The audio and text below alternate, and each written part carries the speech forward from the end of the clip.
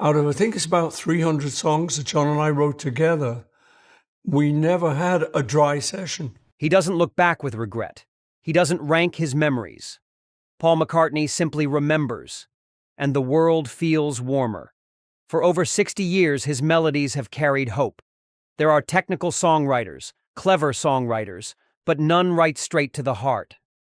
In Penny Lane there is a barber showing photographs of every head he's had the pleasure to know. None make sadness sound so beautiful. None turn simple words into forever.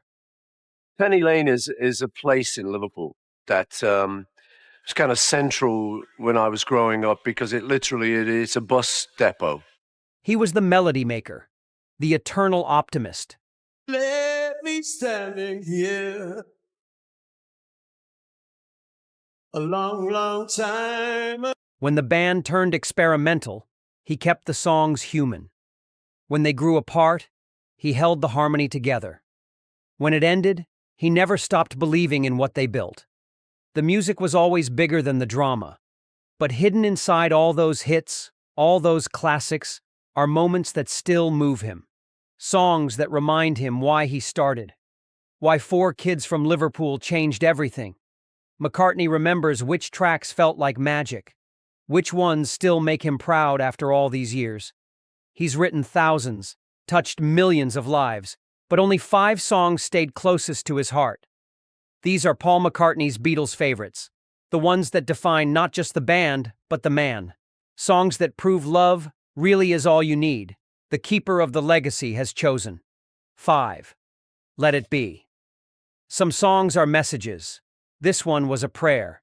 Let It Be came to Paul in a dream about his mother. When I find myself in times of trouble, Mother Mary comes to me, speaking. Mary McCartney had died when he was just 14, but in that dream, she was there again. And so when someone who you've lost comes back to you in a dream, it's a miraculous moment, because you're with them. Telling him everything would be okay, that he should let things happen naturally. Paul woke up with the melody complete in his head. The words followed like they were meant to be. He sat at the piano and played what he remembered. It felt like his mother was still in the room, still giving him comfort when he needed it most, still being the mother he lost too young. The song became the Beatles' final single. It was fitting. A message of peace during chaos. The band was falling apart around him. Arguments every day. Lawsuits and lawyers. But this song reminded everyone why they started. Why music mattered more than money. Recording it was emotional for everyone. Paul's voice carried years of pain and healing. The gospel feeling came naturally. This wasn't just a pop song anymore. It was a hymn, a prayer set to music, something bigger than any one person. The piano melody was simple but perfect. Paul didn't try to show off or impress. He just let the emotion flow through his fingers. I wanted it to feel like a mother's hug, he said. Something warm and safe in a cold world. A reminder that love never really dies. Live performances always felt sacred. Audiences sang along like they were in church. Paul could see people crying in the front rows, not from sadness, but from recognition. Everyone had lost someone they loved. Everyone needed to hear those words. The song gave comfort to millions worldwide. It played at funerals and weddings, in hospitals and graduation ceremonies. Because Paul had turned his personal grief into universal hope, had shown that letting go doesn't mean giving up. Sometimes it means trusting that everything will work out. For Paul, Let It Be represents the power of faith, how personal pain can become shared healing, how the simplest messages cut the deepest. 4. Penny Lane Home isn't just a place. Sometimes it's a song. Penny Lane wasn't about showing off or being clever. In Penny Lane there is a barber showing photographs of every head he's had the pleasure. It was about going back to where it all began, back to Liverpool streets and childhood memories, back to when the world was small and everything felt possible. Art kind of thing, those photos. So, that got the line, there's a barber showing photographs of every head he's had the pleasure to know. Paul painted his youth with melodies and made everyone else homesick too. The street was real. Paul walked it every day as a kid. He knew the barber shop, the bank, the bus stop. Every character in the song was someone he remembered. The fireman with the hourglass, the banker in his motor car. These weren't just lyrics, they were neighbors. People who shaped his world before fame changed everything forever. Recording it felt like building a time machine. Paul wanted every instrument to tell part of the story. The trumpet solo wasn't just decoration, it was the sound of happiness. The harmonies weren't just pretty, they were brotherhood. Every detail mattered because this was his childhood on vinyl. His gift to anyone who ever missed being young. The song became more than nostalgia. It became an escape. Radio listeners could visit Penny Lane without ever going to Liverpool. They could feel that warmth, that safety of knowing everyone's name. Paul had created a place where summers lasted forever, where nothing bad ever happened and friends never moved away. Live performances always made Paul smile. He could see audiences dreaming of their own Penny Lanes, their own special places that time couldn't touch. The song connected him to fans across generations, because everyone had somewhere they wanted to go back to, somewhere that felt like home. For Paul, Penny Lane proves that the smallest details create the biggest emotions, that growing up doesn't mean forgetting where you came from, that sometimes the best way forward is looking back with love instead of regret. 3. Yesterday, dreams don't usually come with melodies. This one did. Paul woke up one morning with a complete song in his head. Every note was there, every word felt right. He rushed to the piano, afraid it might disappear. What came out was, yesterday. Yesterday, all my troubles seem so far. The most honest thing he'd ever written. A song so personal it scared him to share it. At first, he thought he'd stolen it from someone else. The melody was too perfect, too complete. He played it for friends, asking if they'd heard it before. Nobody had, but everyone felt like they should have. It was the kind of song that felt like it had always existed, like Paul had just discovered it instead of creating it. The Beatles didn't know what to do with it. It was too sad, too slow, too different from their sound. John and George couldn't find their place in it. Ringo had nothing to play. So Paul recorded it alone with just a string quartet. His first solo moment inside the band, his voice naked and vulnerable against classical instruments. The song became something bigger than the Beatles. Other artists covered it immediately, each finding their own pain in Paul's words. It wasn't just about lost love anymore. It was about lost time. Lost chances, lost people, lost versions of yourself that you could never get back. Everyone had their own yesterday they couldn't escape.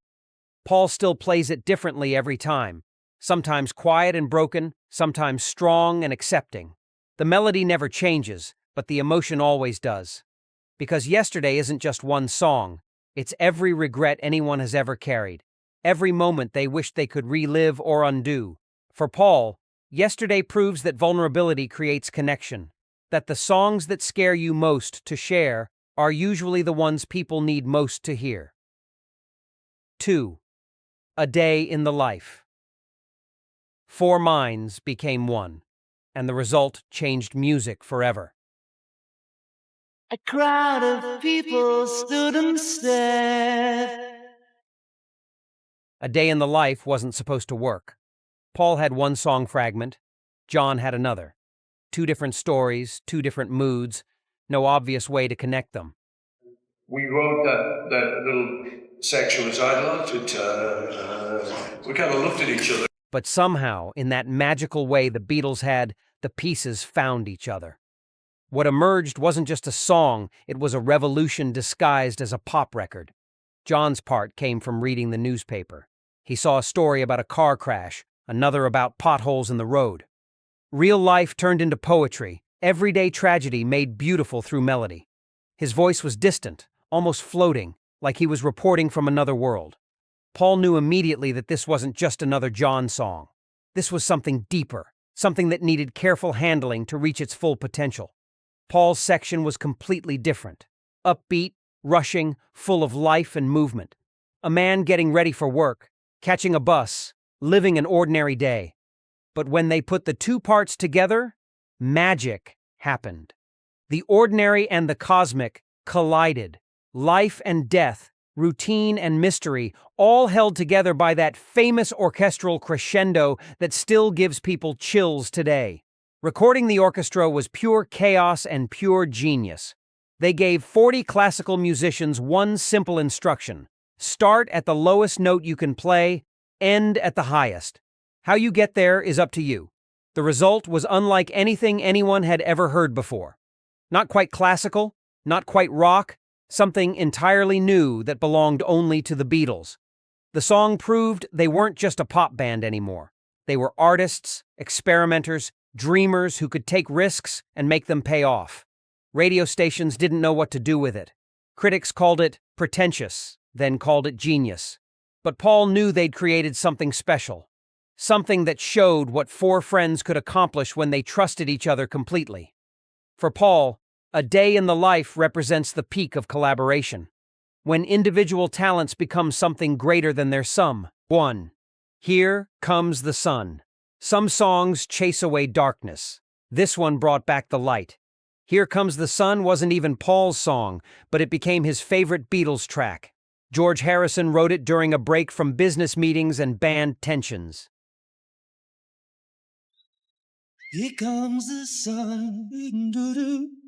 Here comes the sun. He sat in Eric Clapton's garden with an acoustic guitar, feeling the first warm day of spring. What came out was pure joy, and Paul heard it immediately. But you can't help thinking, boy, we could really develop this one. Unfortunately, I now have to just do it my way. This was what the Beatles were supposed to sound like when everything else felt complicated. George had always been the quiet one, the spiritual seeker, the one who found peace in simple things. This song captured all of that in 3 minutes. The lyrics were almost childlike in their happiness, but that's what made them perfect. After years of complex arrangements and heavy themes, here was something that just celebrated being alive. Paul knew instantly that this was George's masterpiece, and he was proud to be part of making it real. Recording it felt like therapy for the whole band. The tensions melted away as they worked on the harmonies. Paul's bass lines danced around George's guitar like old friends reuniting. The Moog synthesizer added colors nobody had heard before, but it never overpowered the song's gentle heart. Everyone in the studio could feel that they were capturing something special, something that would outlast all their arguments and legal problems. The song became everyone's comfort blanket. Radio stations played it on difficult days. Wedding DJs used it for mourning ceremonies. Cancer patients requested it in hospitals. Paul watched it heal people in ways he never expected. George had written something that transcended music and became medicine. A reminder that no matter how dark things got, spring always returned eventually. Paul still gets emotional when he plays it live. Not because it's sad, but because it's so purely hopeful. In a catalog full of love songs and revolution anthems, this simple celebration of sunshine stands out. It reminds him why they started making music in the first place. Not to be famous or rich, but to make people feel better about being human. For Paul, Here Comes the Sun represents friendship, optimism, and the power of believing tomorrow will be brighter than today. For Paul, a song isn't great until it makes people smile. These 5 represent his heart: faith, home, honesty, collaboration, and hope. The optimist who turned pain into healing, memories into magic. Together, they show why the Beatles still matter 50 years later. Which Beatles song brings you the most joy? Share your favorite in the comments and subscribe for more musical legends.